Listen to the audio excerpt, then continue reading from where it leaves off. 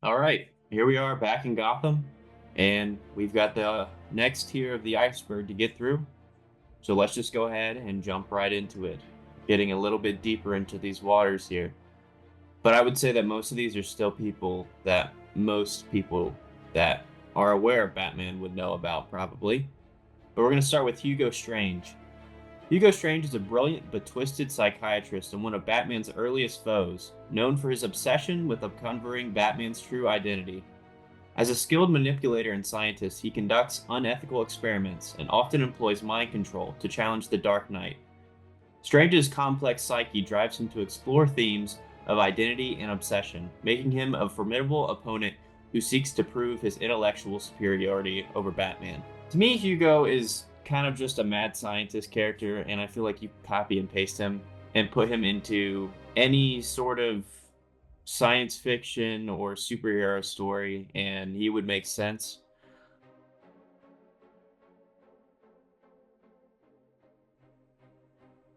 So you have to give him some points for being smart.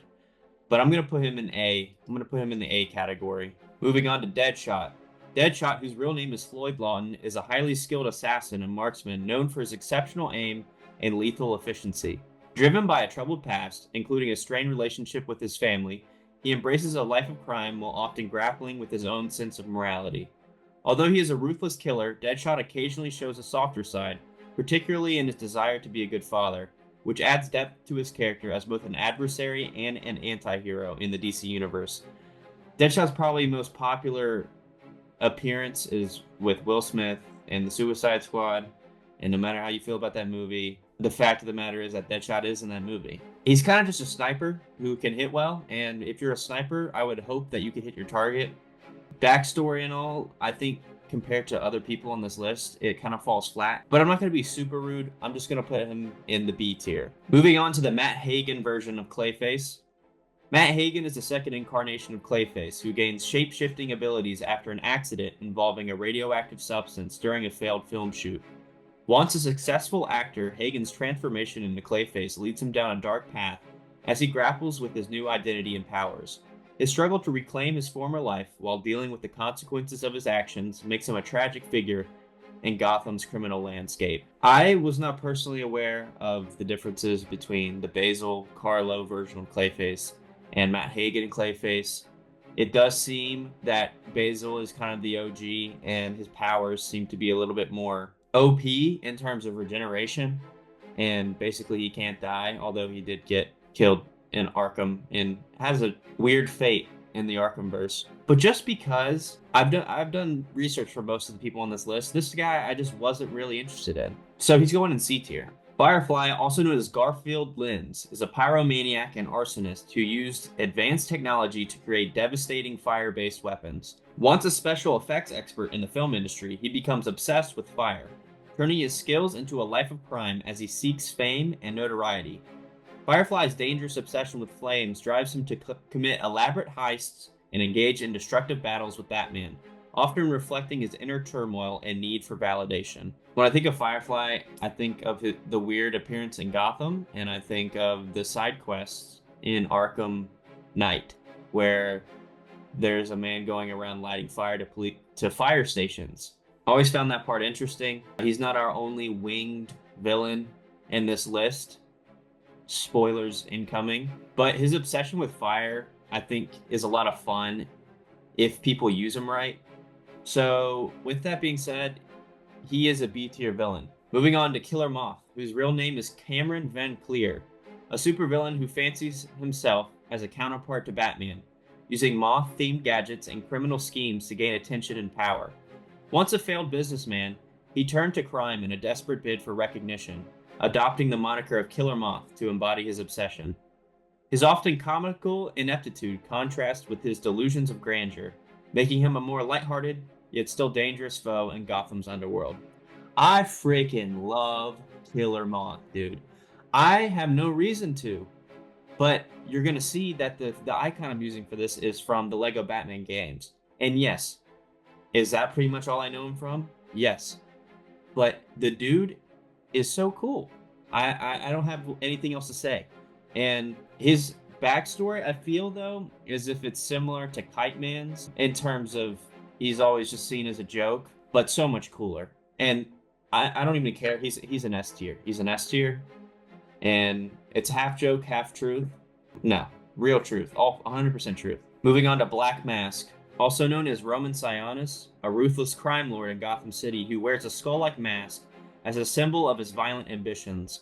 Born into wealth but feeling overshadowed, Sionis turned to crime, eventually taking control of Gotham's underworld and becoming a major rival to Batman. His sadistic methods and obsession with power makes him a formidable adversary as he seeks to establish dominance over both the criminal world and Gotham itself. To me, Black Mask has always been a really cool villain because he just has the biggest beef with the Joker. It's just cool to see, and it adds more layers of depth to the Gotham underworld when all of these villains, I always like the stories where they have problems with each other. And Black Mask kind of being similar to Bruce in terms of upbringing, becoming this criminal boss who is obsessed with torture and establishing like a cult. To me, he is probably the strongest A tier villain of at least this tier of the Iceberg.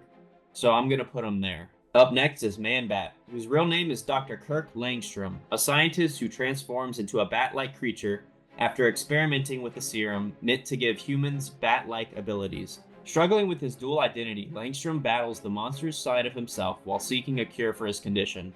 His tragic transformation and the ensuing conflict between his human intellect and animal instincts makes him a unique character in the Batman universe, embodying themes of science gone awry and the struggle for control. I feel as though Man-Bat and Killer Croc have similar experiences, similar themes surrounding their characters. I've always just enjoyed portrayals of Man-Bat that make him look pretty realistic. And a unique component of him is that he often gets confused by when he's introduced as Batman. So it adds a dynamic to the story where the police have to learn to trust Batman, which is nothing new, but it is the reason probably why Man-Bat was the first episode in the animated series. The jump scare in Arkham I don't even have to bring up, but he is a B-tier villain. Copperhead is a snake-themed assassin known for their agility, combat skills, and mastery of stealth, often using their powers to execute contracts in Gotham. Originally depicted as a male character, later iterations of Copperhead present her as a female villain, emphasizing her cunning and deadly nature. Her ability to blend into her surroundings and deliver lethal attacks makes her a dangerous opponent and a notable figure. It's just somebody in a snake costume, and they can't even figure out, who they are.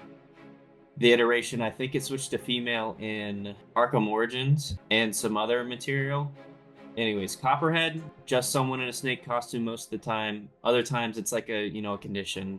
But it's like, we have Killer Croc. We've got a cool reptilian character already.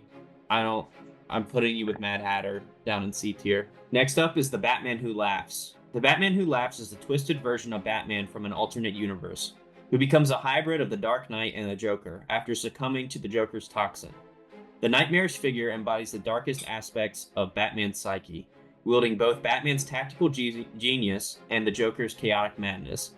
Driven by a desire to spread his brand of terror and corruption across the multiverse, he serves as a haunting reflection of what Batman could become if he were to embrace darkness instead of justice. This has become one of the more popular modern, I don't want to call him a villain, because he basically just turns into God, and with prep time,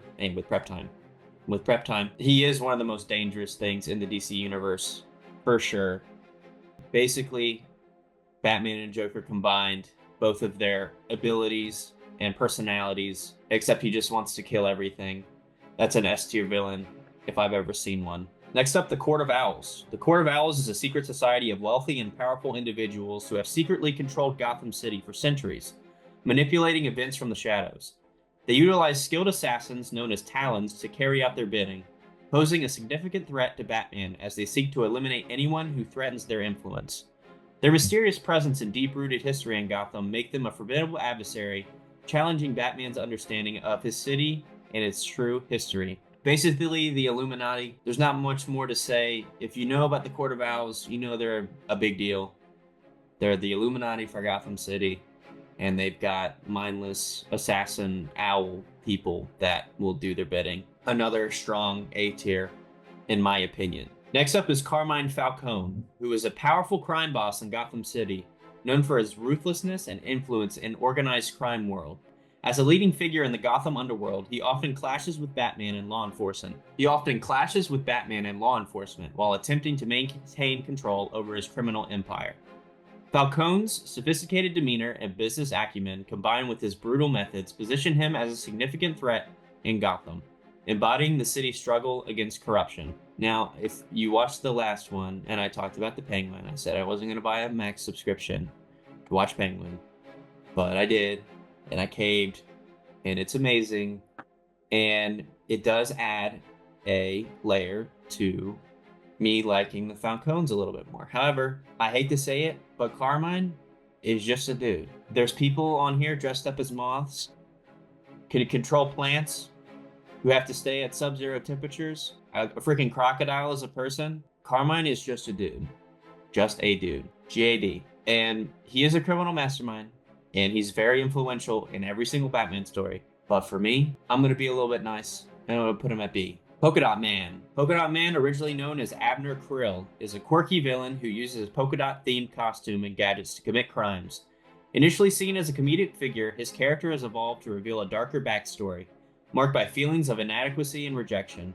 Despite his unusual powers, which allow him to use the dots on his costume for various effects, Polka-Dot Man often struggles with his self-worth and identity, adding depth to his role as both a villain and a tragic figure. He became pretty popular with the second Suicide Squad movie. I thought that movie I thought was funny. Now, it wasn't the greatest movie, but I thought it was okay. And I liked seeing Polka-Dot Man. It was kind of hilarious having him as one of the main characters. And, he's okay. It feels wrong putting him up in positions when you look at the context of people around him. I don't know, though. I might be gracious. I'm going to be gracious, and I'm going to put him at C tier. I feel like I'm being pretty gracious so far because nobody has fallen into D, E, or F yet. But that will be coming as we get further down the iceberg. But for now, we're going on to Professor Pig, also known as Laszlo Valentine, a deranged scientist and serial killer who seeks to create a new world of perfection through his grotesque surgical procedures. He operates under the belief that he can make people better by transforming them into twisted versions of Dolatrons, brainwashed minions who serve him. Pig's disturbing ideology and sadistic methods make him one of Batman's more unsettling foes, reflecting themes of madness and the perversion of beauty. Pig is kind of scary in and of himself, not like from a Killer Croc standpoint, where just like looking at him is kind of unsettling, but he is one of the more gruesome and just vile characters. And if you've read any of the comics and see how he takes pleasure in certain things, he's like almost too vile for me, which makes him a good villain in a way, I guess. But I'm going to put Laszlo at B. I'm going to put him at B. All right, we only got a few more left. We got Clock King, or Temple Fugate, is a villain with mastery of time and punctuality, using his keen intellect to commit crimes with precision and meticulous planning. Once a successful businessman who became obsessed with time after losing everything due to others' tardiness, he seeks revenge by turning his frustrations into criminal endeavors. His unique approach to crime, often involving elaborate plans and timing, makes him a clever and formidable adversary for Batman, highlighting the importance of both timing in both life and crime. Hold on one second. I got a thing to show you. See that? See that guy? That's Clock King right there. I like that. I like that color scheme. I like how he looks. Okay? I won't fight you. Why is he holding two spears? I don't know. Take it up with the Lego. Clock King has become more and more of a serious villain, although he is kind of goofy looking. I feel as though his personality could just be merged with the Riddler, and we wouldn't really be able to tell a serious amount of difference. Although he has, in some adaptations, been able to. He doesn't really have any superpowers, but he's been able to tell. He's able to tell what happens in the future by a few seconds. So I guess that is now a superpower for him. Interesting concept. Still kind of goofy. Gotta put my boy in C tier. All right, last but not least, for this tier of the iceberg, we have Phantasm. Phantasm, also known as Andrea Beaumont, is a mysterious figure from Batman's past who becomes a vigilante seeking vengeance for her father's death. Once Bruce Wayne's love interest, her transformation into Phantasm occurs after her own tragedy, leading her to adopt a lethal approach to justice that often puts her at odds with Batman. Torn between her feelings for Bruce and her quest for revenge, Phantasm embodies the complexities of love, loss, and the blurred lines between heroism and villainy. If you are a fan of the animated series and you have seen the movie and you know what movie I'm talking about, it is one of the coolest and best Batman things to ever come out. Phantasm is such a crucial part, at least in the animated, to Batman becoming who he is and also serving as a direct foil to him, in that she kills. Spoilers, I guess. She really only has notoriety in the animated scene, but to me, her love dynamic with Bruce and Bruce's past is on par with how influential and important Catwoman can be. So I'm going to put Phantasm at S tier, and I will not apologize. I will not. But I try to go through this list a little bit faster this time just because there's so much more to get through. There's many more layers, much more research to be done, because we're going to start getting into characters that have very few appearances and that I probably don't know anything if not. I only know little if not anything about. So yeah, hopefully I get this next one out a little bit sooner too. And that's it. That is the video.